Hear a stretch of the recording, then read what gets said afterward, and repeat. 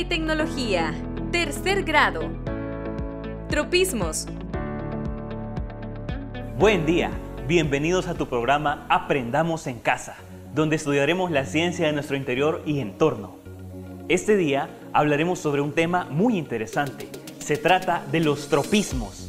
Comencemos. Seguramente, cuando observas a tu alrededor, te has dado cuenta que las plantas son capaces de moverse. Cuando colocas una planta junto a la ventana, cuando cambias la posición de una planta, esta lentamente se va moviendo. Pero, ¿a qué se deberá su movimiento? ¿Será que acaso este movimiento se encuentra relacionado con su crecimiento? ¿Qué nos dirá Nico al respecto? Veamos qué nos dice. Las plantas, aunque son incapaces de desplazarse, son capaces de moverse. Las plantas pueden moverse como respuesta a los estímulos del medio. Estos estímulos pueden ser el contacto con algo, un cambio en la dirección de la luz o fuente de agua. Los movimientos de las plantas pueden ser rápidos y pasajeros frente a un determinado estímulo. Este tipo de respuesta se conoce como nastia. Otros movimientos ocurren lentamente e involucran un cambio en la dirección del crecimiento de la planta, dependiendo de la dirección del estímulo. Estos se conocen como tropismos. Muy bien, ya hemos aprendido qué son los tropismos, pero ahora les he traído un experimento para que comprendamos cómo funcionan los tropismos.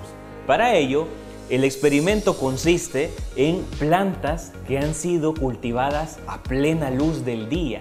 Se han desarrollado con al menos 3 días en presencia de luz solar y también tengo unas plántulas, vean acá, estas que están acá han sido cultivadas en presencia de luz solar y estas que están acá en ausencia de luz solar durante al menos 3 días. Y además de ello, les he traído un par de papas que muy posiblemente sean parte de su almuerzo de hoy o el almuerzo de mañana. Pero antes que nada, para entender cómo funcionan los tropismos, debemos de recordar de qué les sirve a las plantas tener hojas de color verde. Muy bien, resulta que los tonos verdes son los que mejor absorben la luz amarilla del sol para que la planta pueda realizar su fotosíntesis correctamente. Ahora bien, ¿qué hay de las otras tonalidades? Las tonalidades blanquecinas. Seguramente ya han apreciado que algunos órganos vegetales tienen partes blanquecinas. Vamos a observar las partes blanquecinas del interior de las papas. Muy bien, vamos a acercar las papas. Acá tengo 2 papas muy pequeñas. Vamos a cortarlas para evidenciar las tonalidades blanquecinas del interior de las papas.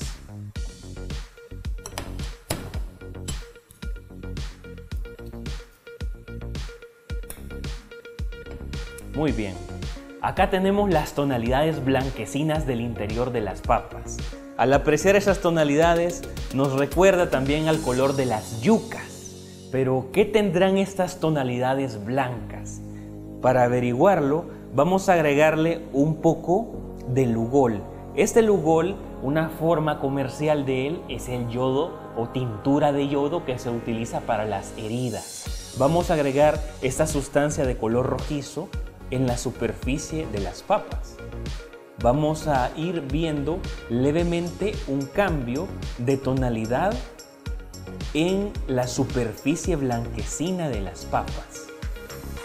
Al apreciar este cambio de tonalidad nos preguntaremos, ¿a qué se deberá este cambio de tonalidad? Muy bien, para comenzar, los tonos blancos en las plantas y tonos amarillentos se deben principalmente a la presencia del almidón. Y el almidón es un azúcar de almacenamiento de las plantas.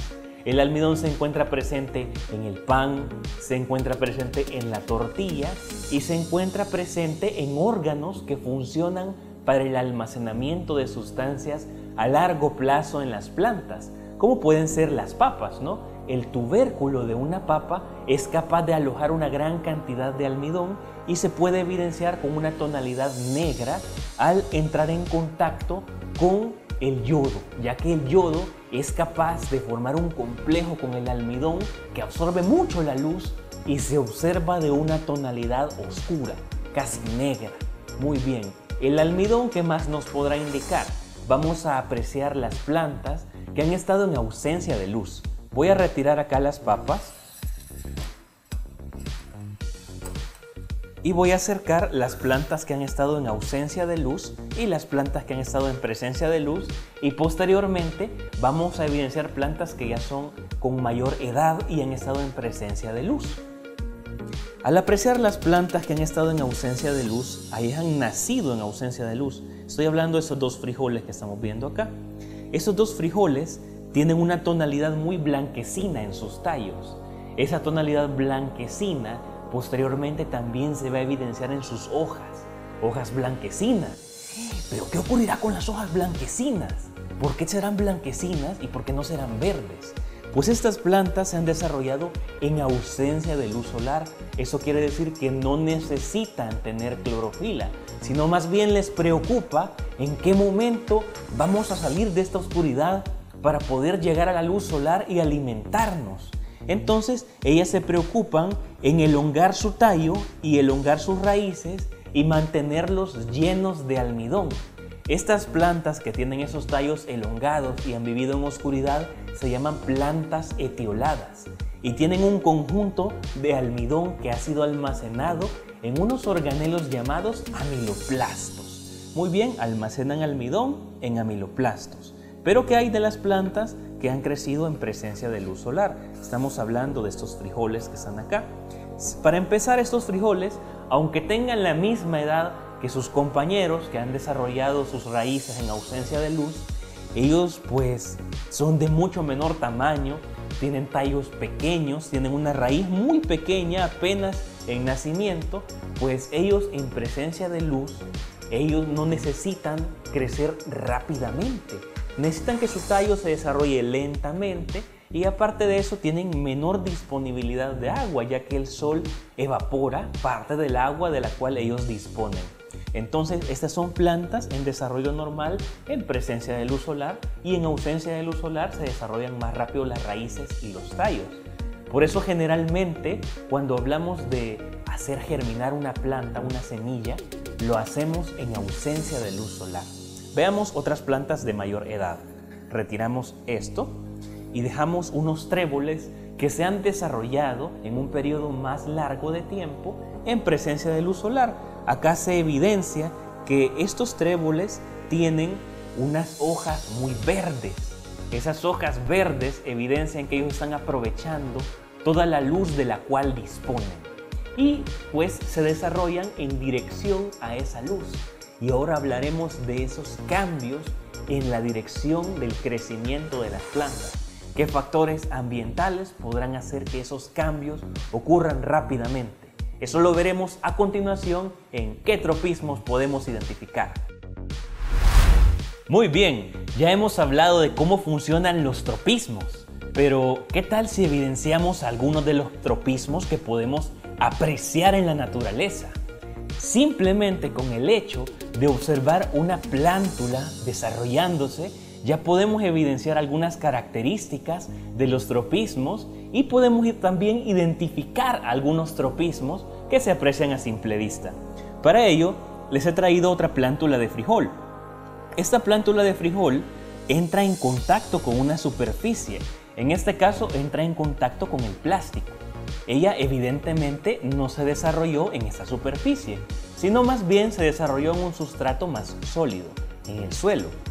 En el suelo, la planta trata de ubicar sus raíces en dirección hacia el suelo, pero el suelo, cuando la raíz entra, ella trata de ubicarse en línea recta en dirección hacia el centro de la tierra. A este crecimiento en dirección hacia el centro de la tierra se le denomina gravitropismo. Además de ello, ella trata de evadir con cruces las rocas y demás estorbos que encuentra en su camino. Al evadir eso, lo hace mediante un tipo de tropismo especial que se denomina tigmotropismo. La planta puede evadir cualquier clase de obstáculo, direccionando su crecimiento debido al tigmotropismo. Además de ello, el tallo evidentemente trata de crecer hacia arriba y ella, independientemente del cambio que le hagamos de posición, el tallo trata de buscar hacia arriba. Entonces, tanto el tallo como la raíz se ven afectados por la dirección de la gravedad y además de ello se pueden ver afectados por algún obstáculo que tengan en su camino. Pero ¿cuál será el origen del gravitropismo y del tigmotropismo? Pues evidentemente en los diferentes viajes espaciales que ha desarrollado la NASA, ella ha dado visto bueno a probar los tropismos en un medio sin gravedad. ¿Qué ocurrirá en una planta cuando se desarrolla en un medio sin gravedad?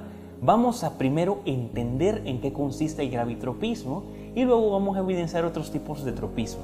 Voy a retirar esta plántula de frijol y ahora vamos a observar una célula vegetal. La célula vegetal, como toda célula, es la unidad estructural y funcional básica de todos los seres vivos. Es decir, es la parte más pequeña con vida. Y esta célula, al ser célula vegetal, es la parte más pequeña con vida en una planta. Entonces, es como que le hagamos un corte al frijol que observamos y lo visualizamos en un microscopio. Entonces podemos observar una célula vegetal. Ahora bien, en esta célula vegetal tenemos diferentes organelos. Entre estos organelos podemos evidenciar los cloroplastos. Acá tenemos ejemplos de los cloroplastos. Vean que se observan verdes. Se observan verdes porque tienen clorofila. Pero las plantas, en ausencia de luz, convierten sus cloroplastos en amiloplastos que almacenan almidón. Entonces, estas plantas que se desarrollan en gravedad cero no saben dónde ubicar sus amiloplastos. Pero cuando hay presencia de gravedad, los amiloplastos se ubican en las partes bajas de la célula como si le indicara la dirección de la gravedad y así poder direccionar sus raíces y poder direccionar también el tallo. Ahora veamos otro experimento. Acá les presento un experimento que se llama el laberinto vegetal. En el laberinto vegetal tenemos una fuente de luz. En este caso es este agujero donde estoy metiendo mi dedo. Este agujero, de ahí viene la única fuente de luz que estas plantas recibieron. Estas plantas perciben la dirección de la luz y cambian su dirección de crecimiento mediante un tipo de tropismo que se llama fototropismo. Crecimiento direccionado en función de la dirección de la luz. Entonces ellas tienen un fototropismo positivo porque ellas buscan la luz. Entonces es un estímulo el cual ellas persiguen y las raíces tienden a perseguir la dirección de la gravedad y la dirección del agua. El perseguir la dirección del agua se llama hidrotropismo. Entonces vemos fototropismo positivo e hidrotropismo positivo por parte de las raíces y además gravitropismo positivo por parte de las raíces. Cuando la planta comienza a crecer más y llegue hacia un obstáculo, ella va a tratar de evadir ese obstáculo, ¿no? Entonces también funciona el tigmotropismo para evadir el obstáculo. Con este experimento que podemos construir en base a una pequeña caja donde portan zapatos, podemos cortarla, hacer una pequeña puerta y desarrollar estos experimentos de los tropismos. Ahora vamos a evidenciar la importancia que tienen estos tropismos en el desarrollo de las plantas. El conocimiento sobre tropismos se utiliza en la agricultura para inducir la germinación de algunas plantas. Sus semillas deben pasar por ciertos tratamientos. Algunas semillas deben ser colocadas en sitios húmedos y oscuros para promover su germinación y el desarrollo de raíces y tallos. Una vez esto ocurre, las plantas jóvenes pasan de un almácigo a un invernadero para racionar la cantidad de luz que reciben, ya que pueden ser dañadas por un exceso de intensidad de luz. Otro dato interesante en la naturaleza es el crecimiento direccionado de las raíces. Puede promover la construcción de hogar de muchas especies animales de importancia alimentaria. Tal es el caso de las raíces de los mangles. Muy bien, ¿qué tal si repasamos todo lo que hemos aprendido este día? Ahora aprendimos sobre los tropismos, Los tropismos son cambios en el crecimiento de una planta, cambios direccionados en función a un estímulo. Y estos cambios pueden deberse a diferentes estímulos como la luz, como el agua o como la gravedad. Muy bien, lamentablemente hemos llegado al final del programa, pero no te olvides que si deseas saber más sobre este u otros temas interesantes, sintoniza tu programa Aprendamos en Casa. Nos vemos en la próxima.